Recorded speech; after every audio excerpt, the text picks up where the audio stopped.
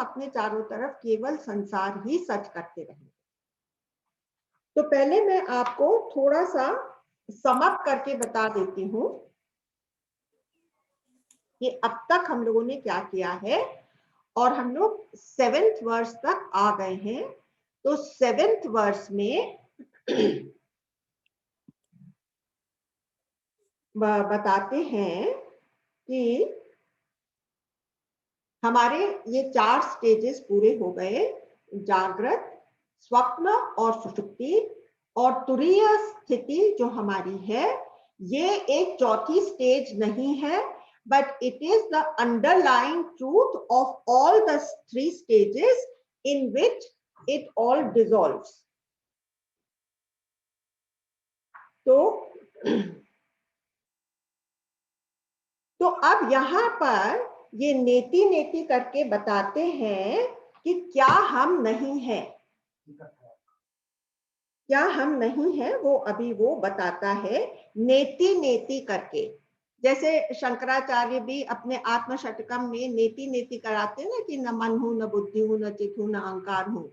ऐसे ही यहाँ पर भी ऋषि ये कह रहे हैं कि मैं ये सब कुछ नहीं हूं। क्या क्या चीज नहीं हूं वो आपको बता देते हैं। तो हम कहते हैं कि जागृत, जागृत मतलब आउटवर्ड। तो जो मेरी रियलिटी है वो आउटवर्ड या इनवर्ड में नहीं आती। ना मैं बहिर्मुखी हूं और ना मैं अंतर्मुखी हूं। ना मैं, अभी देखिए दूसरा, ना मैं कोई इन दोनों के इन बिटवीन चीज हूं। पहला क्या है, ना बहिर्मुखी ना अंतर्मुखी। दूसरा क्या है, मैं कोई इन बिटवीन स्टेज नहीं हूं। तीसरा क्या है कि मैं डीप स्लीप नहीं हूं। डीप स्लीप में जो कि जहां पर कि कुछ भी it is just blank, where it is blank, where the movie has been switched off, it is blank, I am not that. फिर बोलता है कि I am not no consciousness। ऐसा नहीं है कि कॉन्शियसनेस ही नहीं है, ये भी नहीं है मेरी रियलिटी। हाँ, फिर पांचवी चीज है कि I am neither visible nor invisible। जैसे मैं इंद्रियों का विषय नहीं हूं, आंखों से नहीं देखा जा सकता, कानों से नहीं सुना जा सकता, मुंह से मतलब समझा नहीं जा सकता, फील नहीं किया जा सकता, पांचों इंद्रियों का मैं विषय नहीं हूं, और मैं कोई इन्फर नहीं किया जा सकता। मैं मतलब द 4th स्टेज, द तुरीय अवस्था, it cannot be inferred. Inferred का क्या मतलब कि जैसे अगर हम लोग आग को देखते हैं, अगर हम लोग धुएं को देखते हैं, तो हम कहते हैं कि कहीं ना कहीं आग होगी। तो it is not a matter of inference, और it is not an object of the 5 कर्म इंद्रियस।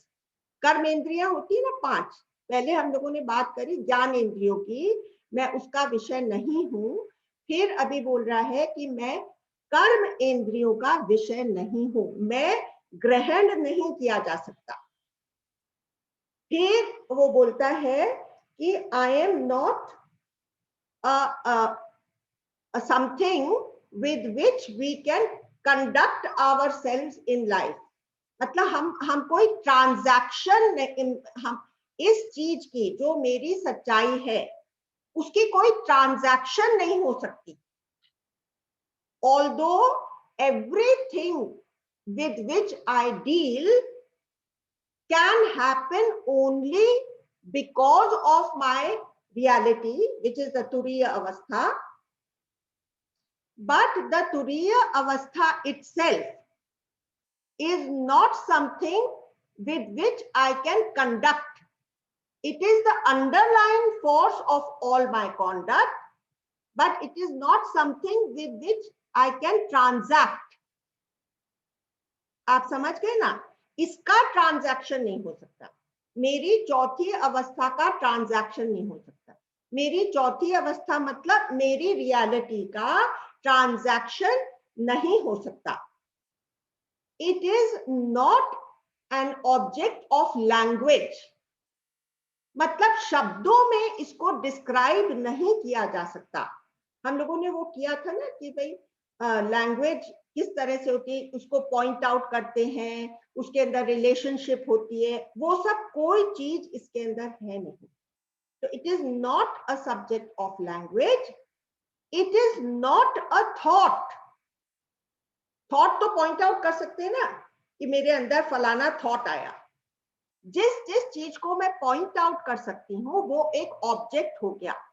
This is not an object, this is that with which illumines all the thought process in my mind. ये thought, अब आप लोग मुझे बताइए, ये thought हमारी कौन सी स्टेज हुई? पहले हुई वेकिंग स्टेज और दूसरी हुई कौन सी?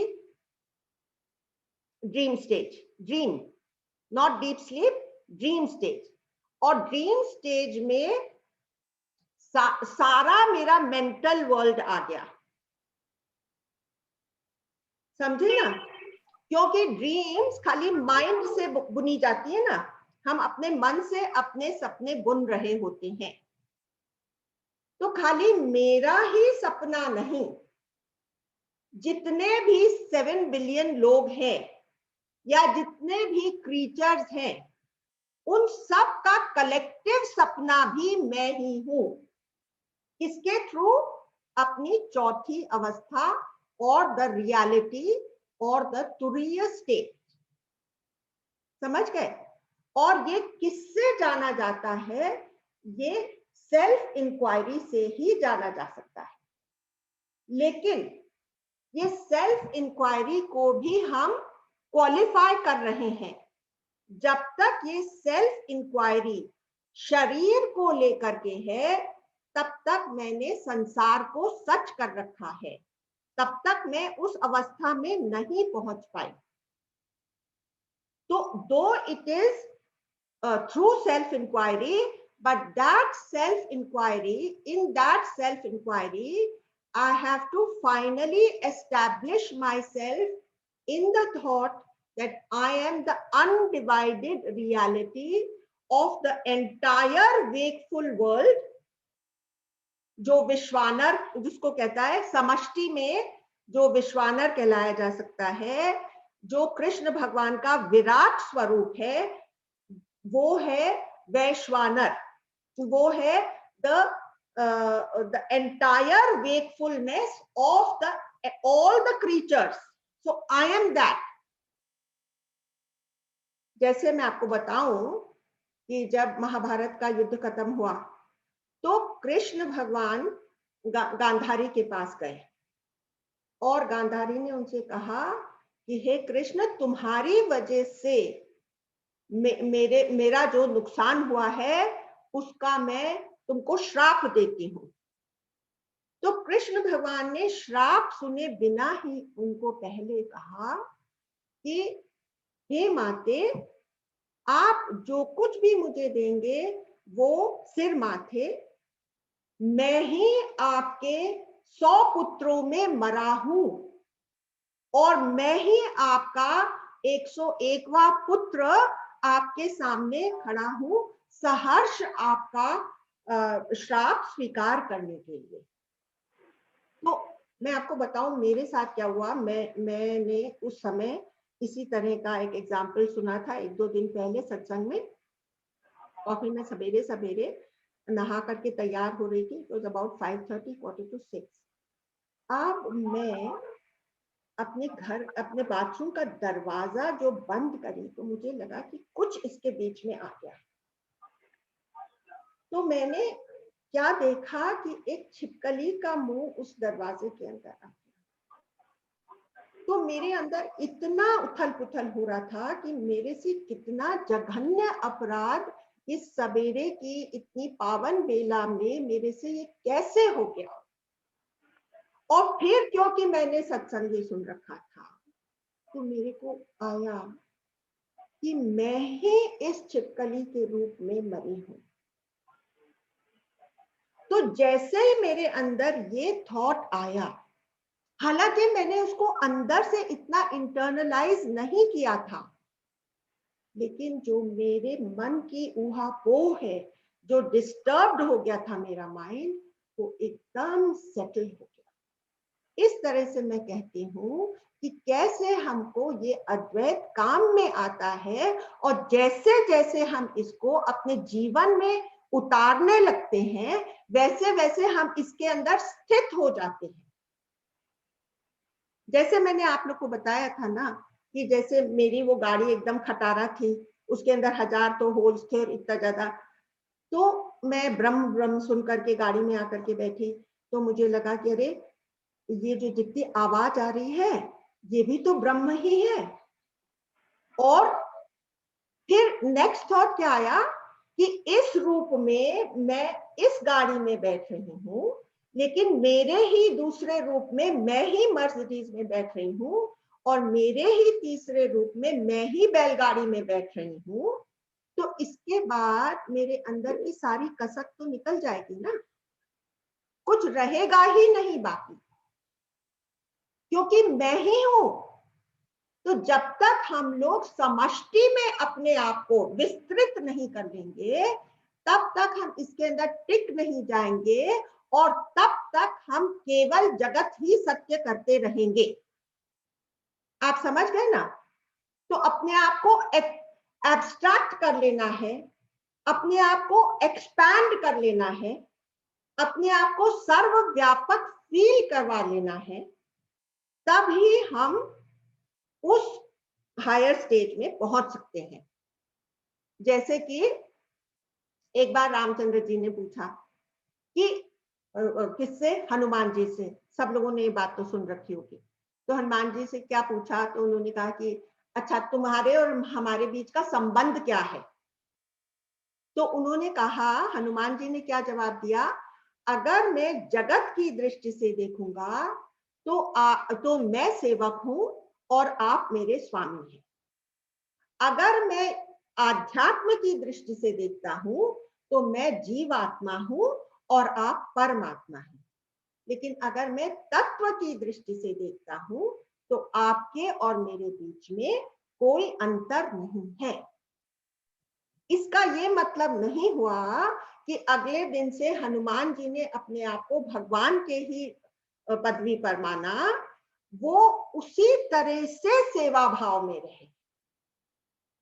तो इतना बड़ा ज्ञान जब हमारे हाथ लग जाता है, इसका ये मतलब नहीं होता है कि हमको अपनी सब प्रैक्टिसेस खत्म कर देनी है, हमको अपने पूजा पाठ खत्म कर दे। वेदांत ये बिलीव नहीं करता।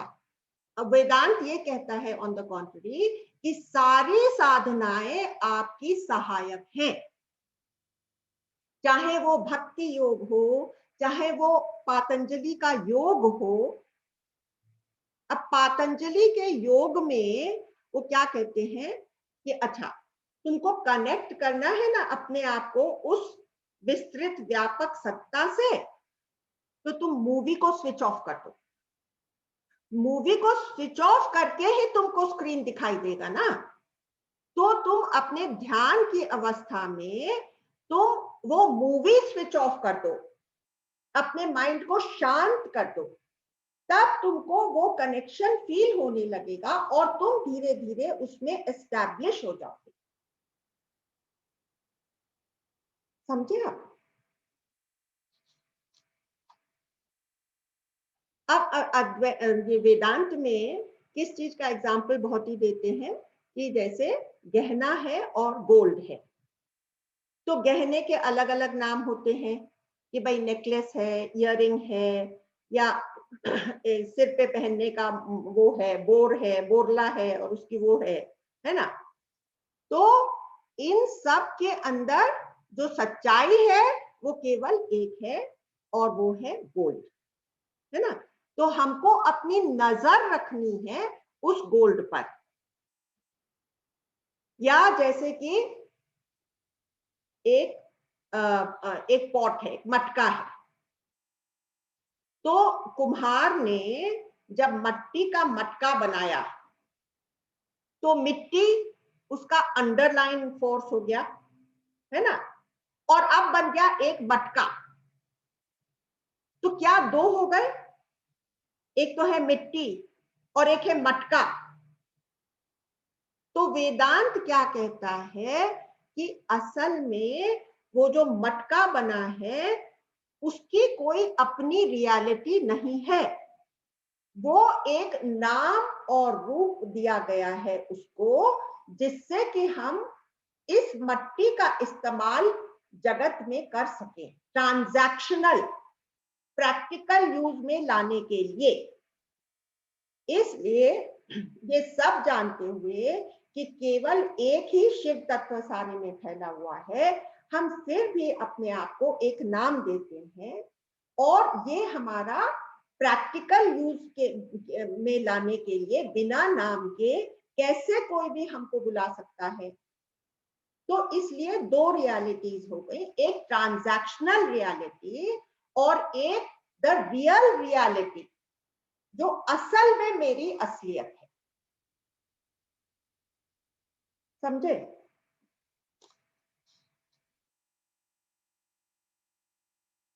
तो अब इसी तरह से हम ये सोच सकते हैं कि जैसे एक एक समुद्र में एक लहर आई, तो जब तक वो ये जानती है कि मैं एक लहर हूं, तब तक उसके जहन में ये है कि अब मैं ऊपर उठ रहा हूं, अब मैं नीचे, अब तो मैं ध्वस्त हो रहा हूं, अब तो मेरी सत्ता ही नहीं रही, ये फलानी वाली लहर थी, ये तो मेरी फ्रेंड थी, अब ये आ गई, इसने मुझे ओवरटेक कर लिया, और ये आ गई, इतनी बड़ी सी सुनामी आ गई, ये इसके आगे तो मेरी कोई हस्ती नहीं है, तो मेरे अंदर जेलसी होगी, ये होगा वो होगा। लेकिन अगर खुली आंखों से मैं इस रियलिटी को देखने लगूं कि मैं केवल पानी हूं, तब मुझे मैटर ही नहीं करेगा कि कौन सी लहर आ रही है, क्योंकि सभी लहरें मैं हूं। समझ गए ना आप लोग?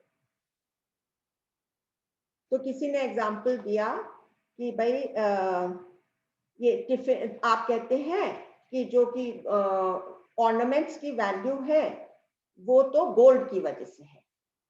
तो कोई वहां अब्रॉड में बोला, no no, you should go to the Tiffany showroom. तो टिफिनी में आपको मालूम पड़ जाएगा कि गोल्ड की वजह से उसकी वैल्यू नहीं है, उसके ब्रांड नेम की वजह से वैल्यू है। तो वेदांत का स्कॉलर क्या कहेगा कि no, you are mistaken. If there was no gold in Tiffany's ornaments, it would not have value. इसलिए वैल्यू केवल गोल्ड की ही है। भाभी एक क्वेश्चन। हाँ बोलिए। हाँ, ये क्या है, आपने जो समझाया कि ये भी नहीं, ये भी नहीं, ये भी नहीं, हाँ तो ये बात आप जब समझा रही तो समझ में आ रही है, हाँ, लेकिन प्रैक्टिकल लाइफ में इसको एक्सपीरियंस कैसे करें? जिस चीज को भी आप पॉइंट कर सकते हैं वो ये नहीं है जो इसकी सच्चाई है, क्योंकि पॉइंट किसको कर सकते हैं? एक ऑब्जेक्ट को पॉइंट कर सकते हैं, but it is not an object, it is the substratum, it is the screen of the movie, it is the screen of the movie. So therefore, while the picture is going on, you cannot see the screen. जिस चीज को भी आप point out कर सकते हैं वो ये नहीं है। इन शॉर्ट, तो यहां पर मैंने आपको 8-9 चीजें गिनाई थी जो कि ये नहीं है।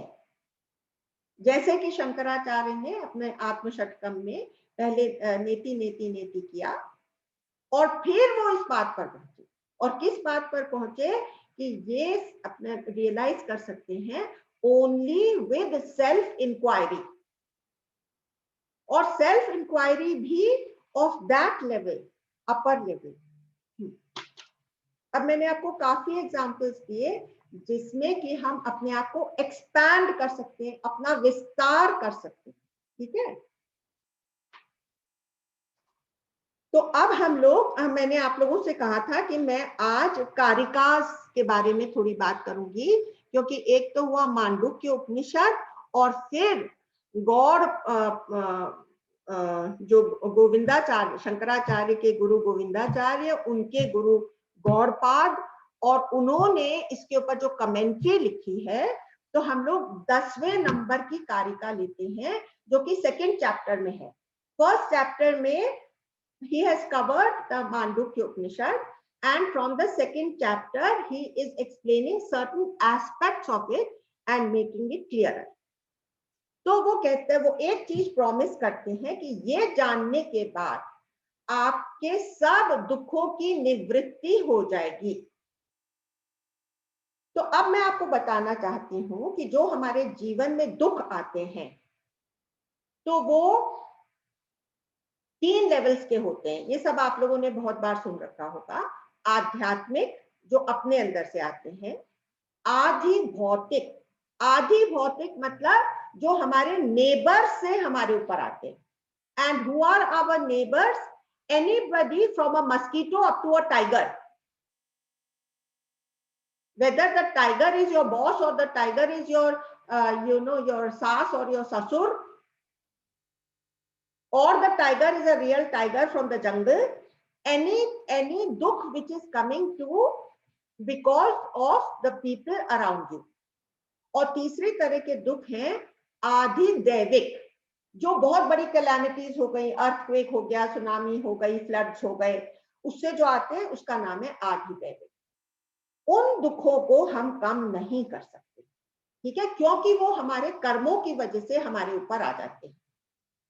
लेकिन ये जो है ये 20% पीड़ा है। अच्छा, अब समझ लीजिए कि मेरे को एक एरो लग गया, एक एरो मेरे कर्मों की वजह से मेरे को आकर के लग गया। अब मेरे को पीड़ा तो हो रही है, लेकिन उस पीड़ा को झेलते झेलते उसी के इमीडिएटली बाद एक और एरो आ गया, और वो एरो भी मेरे अंदर घुस गया। ये जो एरो आया, सेकंड एरो, ये हमारे मेंटल क्रिएशंस की वजह से जो दुख आता है। जैसे एक मेरे को दुख आ गया कि भाई मेरे को कोविड हो गया। अब मेरे को आया कि भाई अरे हो, मेरे को तो 14 दिन एक कमरे में रहना पड़ेगा, मैं कैसे रहूंगी, मैं तो किसी से बात नहीं कर सकती, मेरे अंदर ये प्रॉब्लम हो रही है। तो ये जो सोच सोच करके हम बढ़ाते हैं, ये 80% ऑफ द दुख। तो ये जो ज्ञान है, this removes the 80% of our पीड़ा।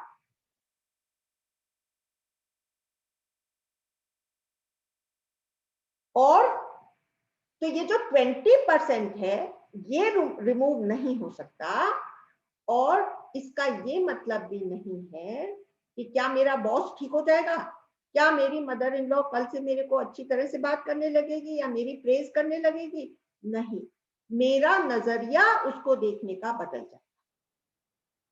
जैसे मेरे घर में मेरा जो सेक्शन था, we have a joint family house, तो उसमें 2 माला तक कोई लिफ्ट नहीं थी।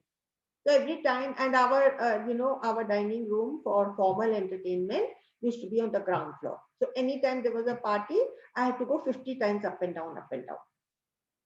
So I used to tell myself that because I have no lift in my section, 15 years of my life will be cut away because I'm having to work so hard. And after listening to the Gyan, I said that I will build so much stamina because there is no lift on my side, that 15 years will be added to my life because of the extra strength which I will have gained. The situation hasn't changed, but the way I look at the situation has completely taken an about turn. इस तरह से हमारे दुखों की निवृत्ति हो जाती है। समझ गया? तो हमको क्या लगने लगता है कि भाई एक स्क्रीन के ऊपर एक ट्रेजेडी प्ले कर रही है। देखिए, ऐसा नहीं होगा कि हमारे जीवन में दुख नहीं आएगा, विपत्ति नहीं आएगी। लाइफ का मतलब ही है सुख और दुख। सुख और दुख एक ही सिक्के के 2 पहलू हैं। आज सुख आएगा, कल दुख आएगा ही। तो एक ही सिक्के के 2 पहलू हैं। अगर मैं उसको इंटरप्रेट करूंगी एज सुख और मैं उसमें खुश हो रही हूं, तो वो भी पासिंग शो है, वो चला जाएगा, फिर दुख आएगा, फिर मैं कहूंगी अरे अरे मेरे ऊपर दुख आ रहा है। लेकिन अगर मुझे मालूम है कि life is a combination of सुख एंड दुख, then why will I be perturbed? Then when the dukh comes, I will know this also shall pass away. और जब सुख आएगा तो मैं बोलूंगी कि आज बेटी आई है अपने ससुराल से, मैं बहुत खुश हूं, लेकिन ये तो 4-5 दिनों में, 7-8 दिनों में चली जाएगी। तो उस दिन मुझे दुखी नहीं होना है। तो मेरे लिए ना सुख रहेगा और ना दुख रहेगा। और तीसरी बात जो मेरी समझ में आएगी वो ये है कि ये जो मेरी कॉन्शियसनेस है, मेरी अवेयरनेस है, ये ही मेरे पूरे जीवन को इल्यूमिन कर रही है। इस कॉन्शियसनेस के पर्दे के ऊपर ये सारी लाइफ प्ले आउट हो रही है। It is the main thing in my life which is playing out, और मैं उससे दुखी सुखी नहीं होने वाला हूं। जैसे हम लोग कोई पिक्चर हॉल में बैठते हैं तो ट्रेजेडी चल रही है, तो हम लोग फिर भी उसको एंजॉय कर पाते हैं। It's a very good tragedy, oh the person acted very well. और जो स्क्रीन है वो कोई एक कैरेक्टर को पकड़ के उससे चिपट करके नहीं बैठ सकता, वो स्क्रीन चलने देता है इस पिक्चर को। जिस समय मेरा समय खराब है उस समय उल्टा उल्टा मेरे साथ होगा, तो ठीक है, मैं उससे डिस्टेंस मेंटेन कर लूंगी तो मेरे को वो इतना अफेक्ट नहीं करेगा। समझ गए? तो मुझे क्या दिखेगा कि ये एक अपीयरेंस है, ये रियलिटी नहीं है। मेरी रियलिटी मेरी अपनी सच्चाई है, मेरी कॉन्शियसनेस है, मेरा साक्षी स्वरूप है, और ये एक अपीयरेंस है जो आती और जाती रहती है। इसका मतलब एक और चीज आप देखिए कि ये जो मेरी रियलिटी है ये अनचेंजेबल है। अभी देखिए हम लोग पैदा होते हैं तो उसमें 6 विकार आते हैं। क्या 6 विकार कोई बता सकता है? तो पहले भाई मैं पैदा हुई, तो ये एक चेंज हुआ कि नहीं? उसके बाद आई केम इनटू एग्जिस्टेंस, ये दूसरा हो गया। फिर उसके बाद मैं बड़ी होने लगी, डेवलप, विकास। फिर एक दिन वो विकास प्लाटो पीरियड मेरी लाइफ में आ जाता है, जबकि मैं अपने हाईएस्ट के पीक पर पहुंच गई हूं और अब मैं ऊपर नहीं जा सकती। वो प्लाटो पीरियड थोड़ी देर रहता है और उसके बाद उसके अंदर क्षति शुरू हो जाती है, डिटीरियोरेशन। तो ये हो गया 5वां विकार, और उसके बाद डेथ। लेकिन आपको ये जानना है कि आप जो हैं वो पुरातन है, इस यूनिवर्स से भी ज्यादा पुराने आप हैं, क्योंकि वो कॉन्शियसनेस आप हैं जिसके पर्दे पर ये सारा यूनिवर्स का खेल चल रहा है। तो आप पुरातन होते हुए भी एवर फ्रेश और एवर न्यू हैं।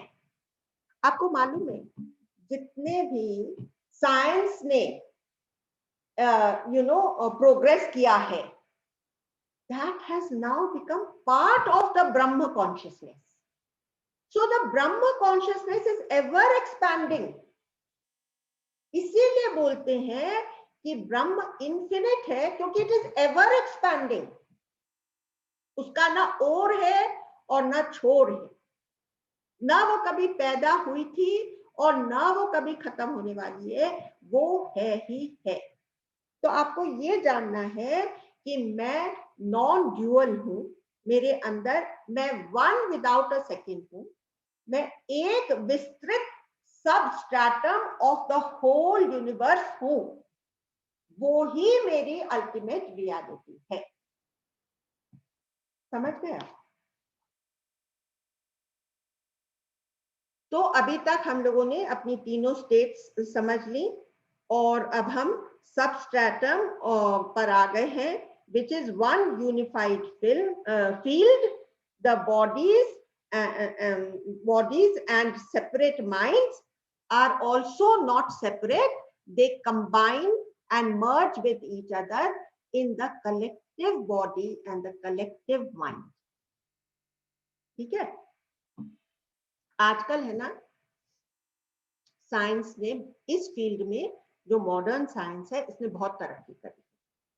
तो अभी ये लोग बात करने लगे हैं द स्टडी ऑफ इग्नोरेंस, जो हमारे वेदांत में शुरू से ऋषि मुनि कहते थे कि देखो, सुनी सुनाई बातों पर विश्वास मत करो। तुम ये कहने की हिम्मत तो रखो कि मैं नहीं जानता हूं ये चीज। अगर मैं नहीं जानता हूं, अगर मैं इग्नोरेंट हूं, तो मेरी इमेंस पॉसिबिलिटी खुल जाती है कि मैं आगे कुछ भी ऐसी चीज एसिमिलेट करूं जो मेरा अज्ञान हट जाए। लेकिन मैं सुनी अच्छा, मैं तो आत्मा हूं, मैं परमात्मा हूं, मैं तो उसका एक कण हूं, मैं सूरज है परमात्मा, मैं उसकी एक किरण हूं, तो मैं उसका अंश हूं।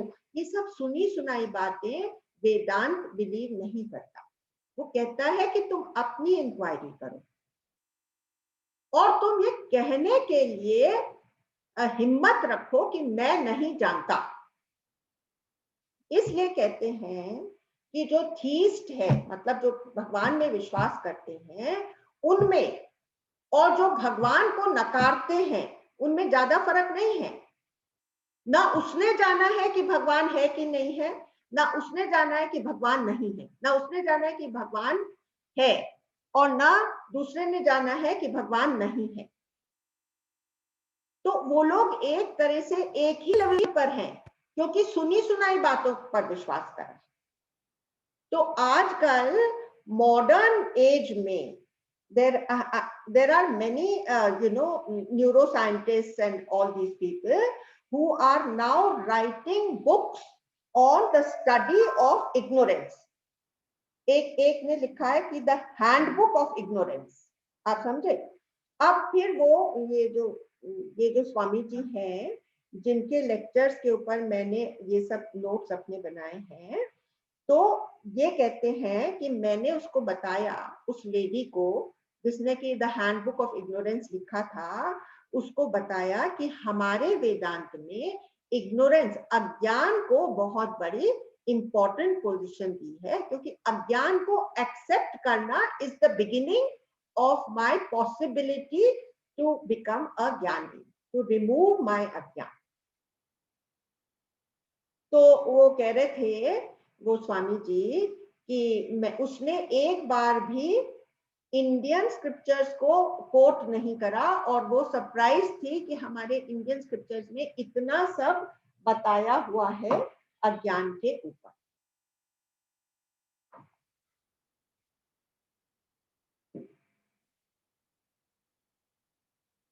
तो अब हम लोगों ने एक बात और, मांडुक्य उपनिषद की जब स्टडी शुरू करी, तो हम लोगों ने एक बात और इस बात का वादा किया था कि आपको ओम की महिमा सिखाई जाए, बताई जाए।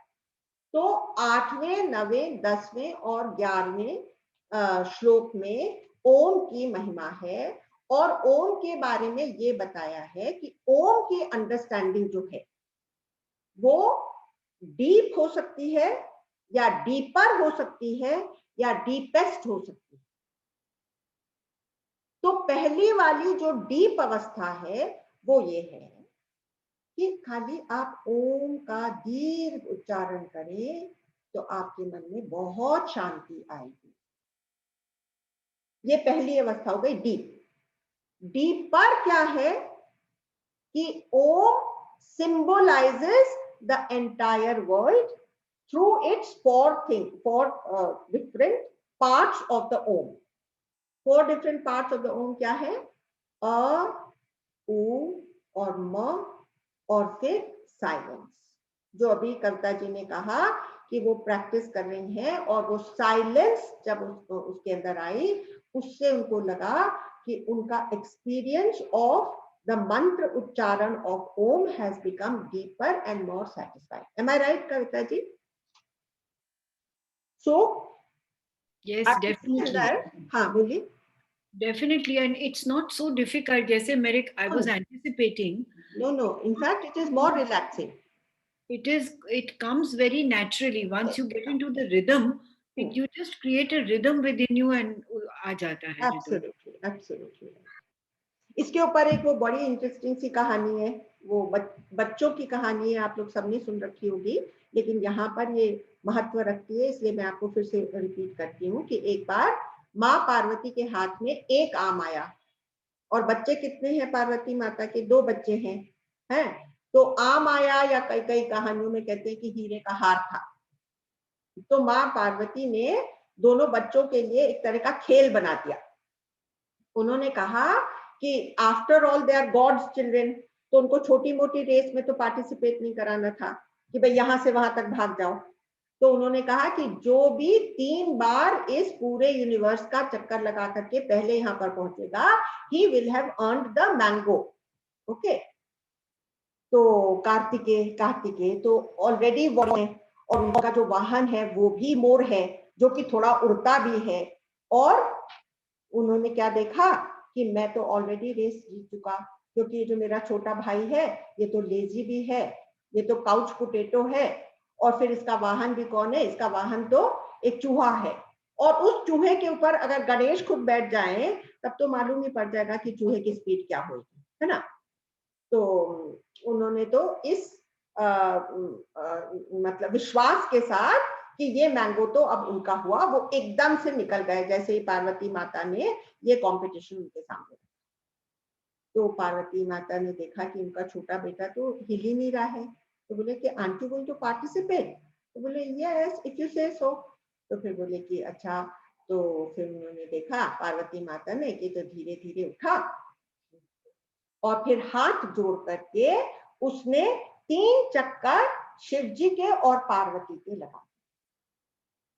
तो शिव और पार्वती क्या है? Shiva means the absolute reality and Parvati is the maya. तो उनके मतलब सिंबॉलिकली देखिए, हिंदुइज्म में सिंबल्स आर वेरी इंपॉर्टेंट।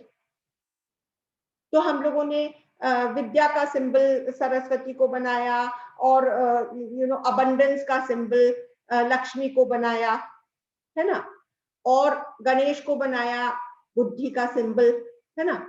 तो उन्होंने जब उन लोगों के इस तरह से 3 चक्कर मार लिए कि Shiva is the absolute and माँ पार्वती इज द माया, तो उन्होंने तो यूनिवर्स को 3 बार आराम से काट लिया। और वो माँ इतनी खुश हो गई, माँ पार्वती, कि उन्होंने झट से आम निकाल करके गणपति को दे दिया। अब आप सोच सकते हैं कि कार्तिकेय को कितनी खींच आ रही होगी जब वो लौट करके 3 चक्कर लगा करके लौट करके आए होंगे, तो कितनी उनको खींच आई होगी, है ना। लेकिन ये है जिस तरह से वो उन्होंने उसको सूक्ष्म कर दिया और उसके ऊपर विजय प्राप्त कर ली, उसी तरह से हमको भी ओम के माध्यम से ये आ जाता है कि अ में पूरा अपना वेकफुल वर्ल्ड को समेट लें। अब अ ही क्यों? क्योंकि हमारी लैंग्वेज का पहला अल्फाबेट अ है। वो मुंह के खोलने से अ शुरू होता है, और वो ही धीरे धीरे ऊ में परिणत होकर के और म में समाप्त होता है। म मतलब मुंह बंद। तो पूरी लैंग्वेज ओम में समा गई, और लैंग्वेज मतलब जिसको भी तुम पॉइंट आउट कर सकते हो, तो पूरा दृश्यमान जगत उसके अंदर समिट गया, और पूरा ऊ में हमारा मेंटल वर्ल्ड सिमट गया, और जो ब्लैंकनेस ऑफ डीप स्लीप है जिसके अंदर बीज अभी भी पड़े हुए हैं। देखिए कैसे, मैं आपको बताती हूँ बीज कैसे पड़े हुए हैं। रोज रात में हम सोते हैं डीप स्लीप में, तो हमारा सब सिमट करके उस डीप स्लीप में चला जाता है, और अगले दिन उसी डीप स्लीप में फिर से सारा अंकुरित हो जाता है। तो उस डीप स्लीप के अंदर उसके सारे बीज पड़े हुए हैं, इसलिए वो भी संसार ही है, वो भी तुरीय अवस्था नहीं है। उसमें कॉन्शियसनेस है, लेकिन वो कुछ भी एक्सपीरियंसेस लेकर के नहीं आई, क्योंकि दिमाग उस समय पूरा साइलेंट है, इंद्रियां पूरी साइलेंट, लेकिन उसके अंदर बीज पड़ा हुआ है, वो सब हमने म में कर दिया। तो ओम इसका सिंबल हो गया। और जो तुरीय अवस्था है उसमें क्या हुआ, सारा प्रपंच शाम्यति, सम हो गया, शांत हो गया। प्रपंच का मतलब मैंने आपको बताया, पंच का मतलब पंच महाभूत, प्रपंच मतलब इन पंच महाभूतों के सारे डिटेल्स, उनको सबको समाप्त करके जो साइलेंस है, वो है हमारी कॉन्शियसनेस, वो है हमारी रियलिटी। समझ गए ना, सारे डिटेल्स उसके अंदर समाप्त हो गए। डिटेल्स का मतलब जो सूक्ष्मतम चीजें हैं वो भी उसमें शांत हो गई। अब ये शांति कैसी है, it is not the opposite of noise, but it is the underlying peace in the midst of all the noise and all the commotion. तो स्वामी जी कहने लगे कि पहले मैं गंगोत्री में कई दिन रहा और उसके बाद मैं शिफ्ट हो गया to the noisiest city of India which is Lucknow, and in the noisiest part of Lucknow. लेकिन वो जो शांति थी गंगोत्री में, वो मेरे अंदर इतनी घर कर गई कि मैंने एक दिन ऐसे फील करा कि इतनी नॉइज, इतनी डर्ट, इतने कमोशन के बीच में मैं उस शांति को एक्सपीरियंस कर रहा हूं जो इन सब की अंडरलाइन फोर्स। समझ गए? तो it is the underline force of the noise also. That is my true state. That is my turiya avastha. अमला भाभी, एन एग्जाम्पल जस्ट अभी ध्यान आया हाँ, कि जैसे माला होती है तो माला में जैसे वो सूता रहता है, हाँ, वो ही एक अंडरलाइन सबका वो रहता है, अपने को दिखता नहीं है, लेकिन वो ही एक है जो कि अंडरलाइन रह के उसको माला का रूप देता है। इसी तरह से शायद ये भी एक है जो कि अंदर ही अंदर सबके रह के भी अपने को दिखता नहीं है। हाँ, बिल्कुल अपने देख नहीं सकते, जैसे कि पिक्चर का स्क्रीन। लेकिन कृष्ण भगवान गीता में कितनी सुंदर बात कहते हैं कि मैं वो स्ट्रिंग हूं, लेकिन वो स्ट्रिंग ही मणि बन करके गोल गोल गोल गोल होकर उस सब मणियों के अंदर केवल मैं हूं। तो it is not a linear string, it is something which pervades everything.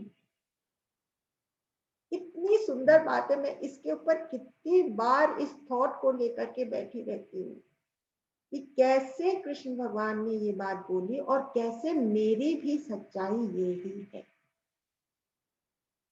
अब देखिए मैं आपको बताती हूँ, जैसे किसी में हम लोगों को बहुत ज्यादा बुराई दिख रही है, ठीक है। अब एक बात समझने की है, अगर मुझे कोई बुराई किसी में दिख रही है, इसका मतलब है कि कुछ अंश में वो बुराई मेरे अंदर है। तो it is only a matter of degree, उसके अंदर वो बुराई ज्यादा है, मेरे अंदर वो बुराई कम।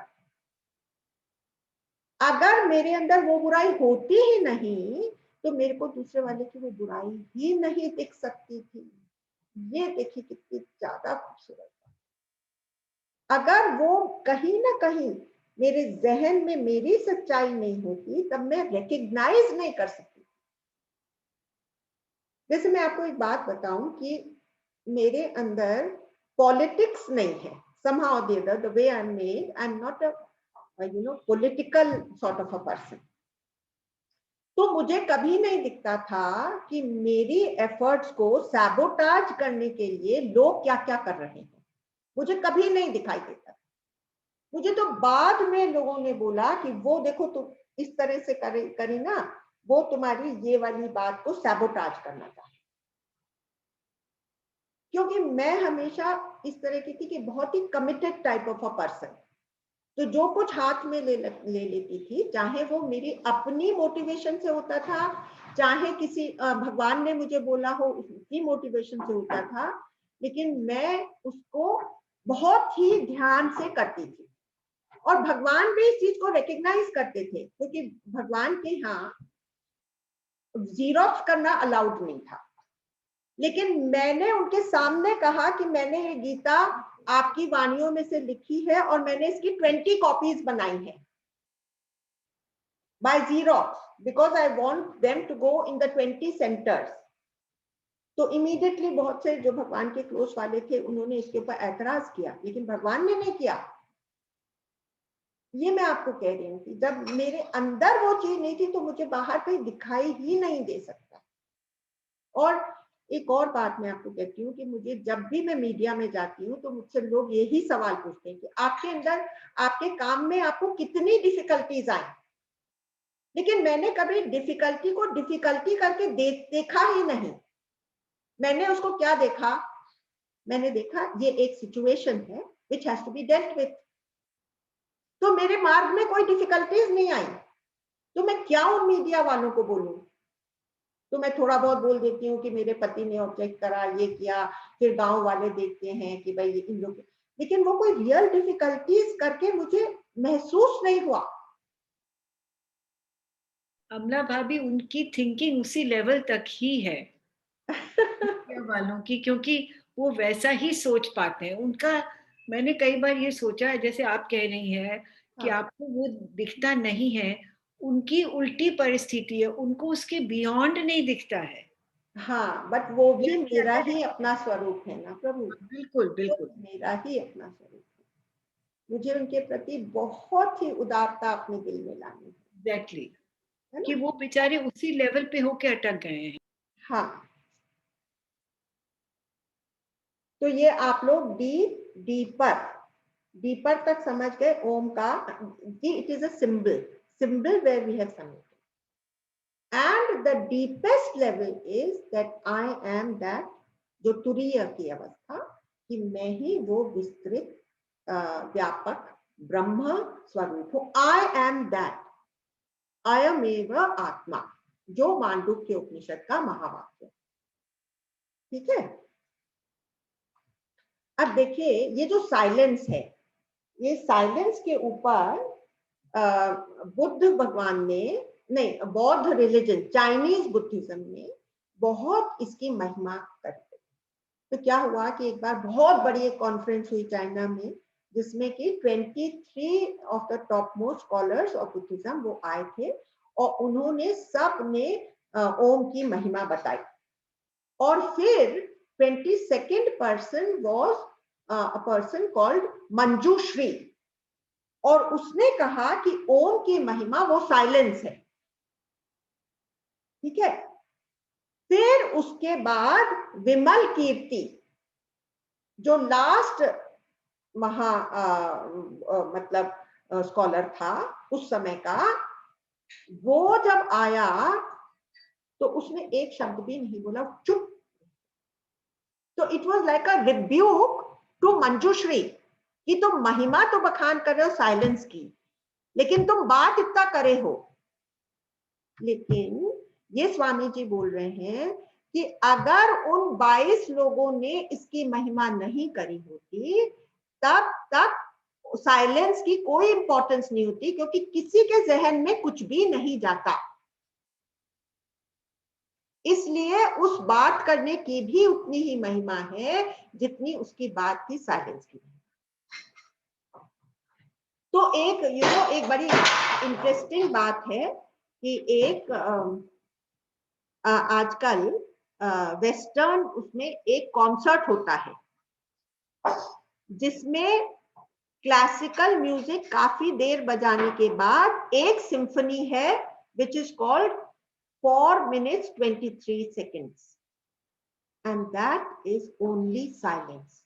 After having, put all that classical music in yourself, then the silence has got extreme importance. इसलिए ओम का उच्चारण करने के बाद आपने जो महसूस किया उसकी साइलेंस की महिमा, वो आप इस समय अच्छी तरह से फील कर सकते। अब बहुत हो गया हैवी चीजें, तो इसलिए मैं आपको थोड़े बहुत जोक्स वगैरह सुना देती हूँ। तो अमेरिका में अगर इन सब चीजों की स्टडी बहुत हो रही है, तो एक कार्टून निकला अमेरिकन न्यूज़पेपर्स में। तो उसमें एक अमेरिकन बोलता है, I am born again Christian. तो हमारा हिंदू बोलता है, I am the born again Hindu. हम इतने पुरातन हैं, जो हमने अभी थोड़ी देर पहले बात करी कि हम कितने पुरातन हैं, कि हम we are older than the universe. वो चीज अपने अंदर महसूस करनी है, beyond time and space. So I am beyond time and space. I am the sum total of all the wakeful world consciousness. I am the sum total of everybody's collective mind. जैसा वो सोचता है, जैसा मैं सोचती हूँ, वैसा ही कहीं ना कहीं वो भी सोचता है, ऐसे। और मैं आपको एक बात बताती हूँ कि एक स्वामी जी थे, तो वो गंगोत्री में कोई 40 साल से थे। अभी तो थोड़े साल पहले उनकी डेथ हो गई। तो वो गंगोत्री में रहते थे। तो वहां पर एक टीवी का क्रू गया गंगोत्री का गोमुख का वो उद्गम शूट करने के लिए, और वहां की वादियां और पहाड़ शूट करने के लिए, और गंगा का निर्मल जल शूट करने के लिए। तो जब उन्होंने सब शूट कर लिया, तब ये जो स्वामी जी वहां पर बहुत ही ऊंची दर्जे के स्वामी थे और बहुत साल से वहां पर रह रहे थे। तो इनके घर वहां पर आकर के आश्रम में उन्होंने सब सेटअप कर दिया और उनको दिखाया। तो वो 80 साल के हो गए थे उस स्वामी जी, एकदम बच्चे की तरह से एक्साइटेड होकर के, और वो अरे अरे ये तो गंगा है, और इसका मैं तो आवाज भी सुन रहा हूँ, और ये देखो पहाड़, और ये मैं हवा भी महसूस कर रहा हूँ, क्योंकि पेड़ उसमें वीडियो में हिल रहे थे, तो वो हवा भी महसूस कर रहे हैं। तो वो क्या बोलते हैं क्रू वाले को, अरे एक गिलास पानी जरा ला दो ना गंगा में से। तो वो टीवी वाला क्या बोला, अरे स्वामी जी ये सब कुछ भी रियल नहीं है, ये सब अपीयरेंस है। तो ये जो है स्वामी जी तो ये जानते ही थे, वो बहुत ऊंचे दर्जे के स्वामी थे, वो बहुत से स्वामियों को लेक्चर देते थे। तो अपने नेक्स्ट लेक्चर में वो बोला कि देखो, उसने कहा ना, everything is an appearance, there is no reality in that. वो ही बात में तुम लोगों को समझा। तो अभी देखिए बहुत सी अमेरिकन स्टडीज हैं वेयर देयर इज, मैंने आप लोग को पहले एग्जांपल दिया था डेविड चार्मर का, जिसने ये कहा था the hard truth of consciousness. उन लोगों को समझ में ही नहीं आता है कि कॉन्शियसनेस बनी कहाँ से। तो अब वो लोग इस निष्कर्ष पे आए कि भाई जैसे हम लोग एक्सेप्ट करते हैं कि मैटर इज फंडामेंटल, और हम लोग ये एक्सेप्ट करते हैं कि time and space is fundamental, शायद अब टाइम आ गया है जबकि हमको एक्सेप्ट करना है कि even consciousness is fundamental to the universe. तो धीरे धीरे करके वो लोग भी इस निष्कर्ष पे आ रहे हैं, और खास करके अभी साइंटिस्ट क्या देखते हैं कि जैसे जैसे वो एटम के अंदर और घुस रहे हैं, तो उनकी आंख के सामने मैटर डिसॉल्व हो रहा है, मैटर ही नहीं रहता। क्योंकि मैटर कहाँ रहता है, वो तो एनर्जी है कि नहीं है। तो साइंस देख रहा है कि मैटर की कोई अपनी हस्ती नहीं है, वो तो एनर्जी है। और ये एनर्जी कहाँ से पैदा हुई है, खाली इस छोटे से बात में वो लोग अभी तक अटके हुए हैं। ठीक है, तो now the time has come for us to sum up everything. तो मैं आपको यहाँ पर एक चीज बताना चाहती हूँ कि क्योंकि हम लोग इस बात से वाकिफ नहीं है कि हमारी रियलिटी क्या है, तो हमारे अंदर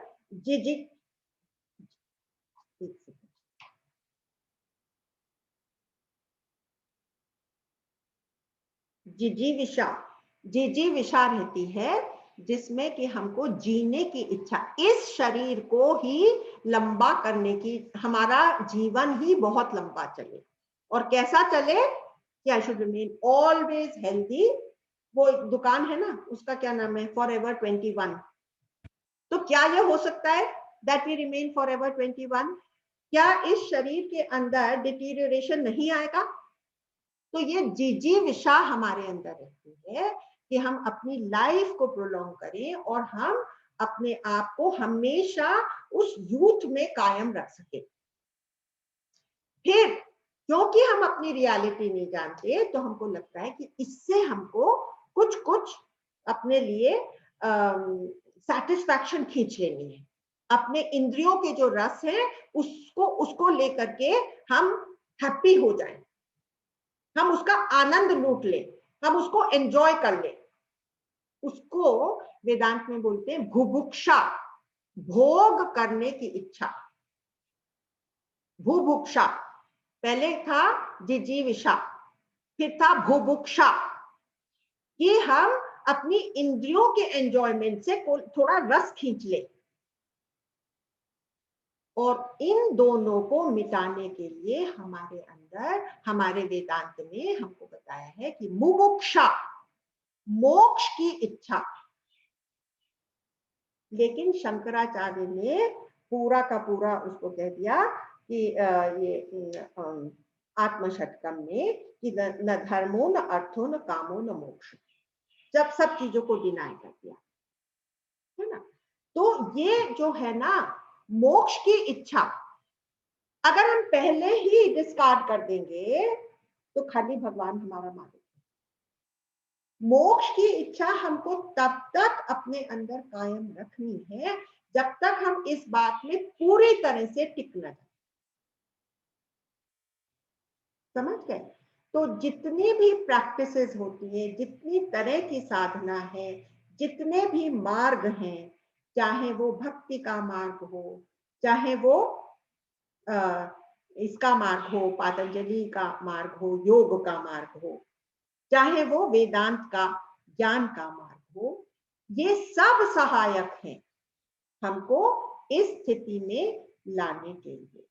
और मैं इन्हीं शब्दों के साथ में आज का डिस्कोर्स बंद करना चाहती हूँ कि हम लोग यही एक दूसरे को आशीर्वाद दें कि हम इस जीवन काल में अपनी उस अवस्था को प्राप्त कर सकें और हम आपस में मिलकर के और एक दूसरे को आशीर्वाद देते हुए उस अवस्था को पहुंच। ठीक है? और अब आपके लिए एक खूबसूरत सा गाना है, वो आप लोग सुनिए। Rudranil, can we have the song please?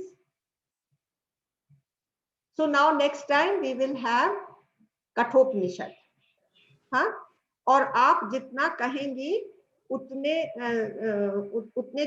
Sessions में कठोपनिषद को पूरा कर सकते हैं। मेरे ख्याल से 2 sessions will be enough.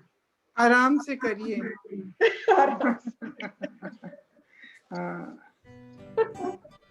I'm forwarding something which is got Vedic culture, so it has got Kino Upanishad, Brahmanas and all that. So anybody can press it and we can see it, the shlokas. Wonderful, wonderful. Okay, I'm forwarding it. Okay, lovely. Hari के रूप, तो जितनी भी चीजों के ऊपर हमारी नजर पड़ती है वो केवल हरि का रूप है।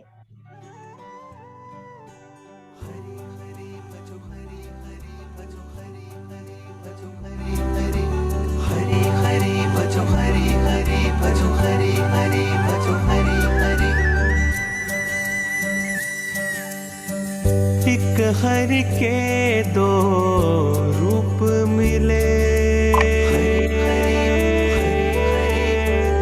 एक हरि के 2 रूप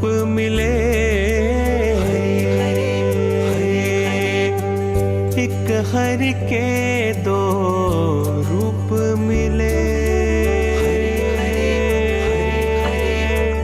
एक हरि के दो रूप मिले, एक है चले एक जग में चले, एक है अचल एक जग में चले, जड़ चेतन को वह पाले पले, जड़ चेतन को वह पाले पले, द्विज रूप देख मन खिले खिले, द्विज रूप देख मन खिले खिले, एक हरि के दो रूप मिले, एक हरि के दो रूप मिले, एक हरि के दो रूप मिले, एक हरि के दो रूप मिले।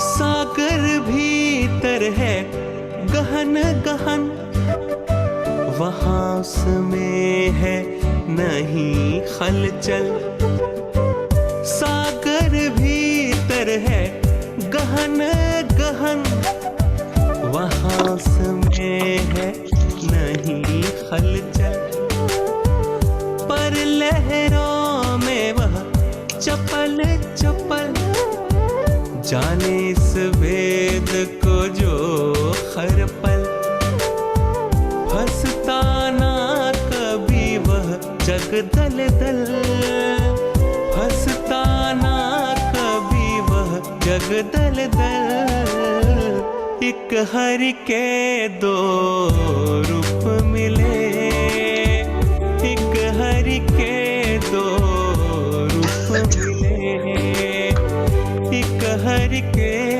दो रूप मिले, एक हरि के दो रूप मिले।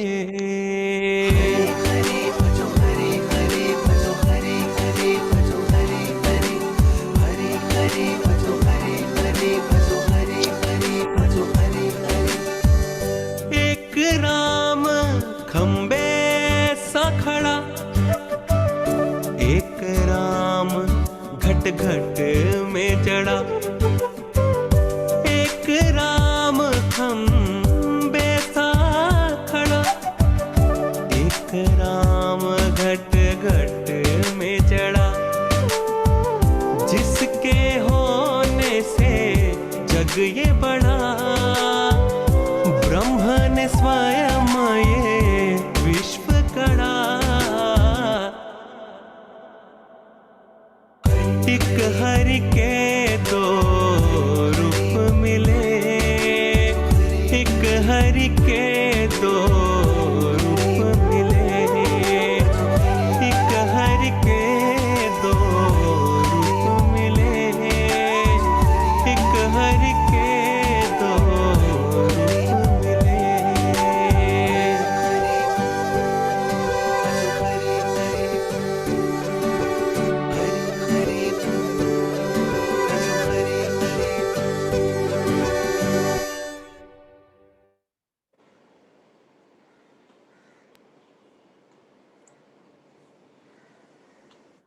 Thank you, Amla ji. Very beautiful. Oh, lovely. Thank you so much. See you next week. Waiting. Thank you. Namaskar.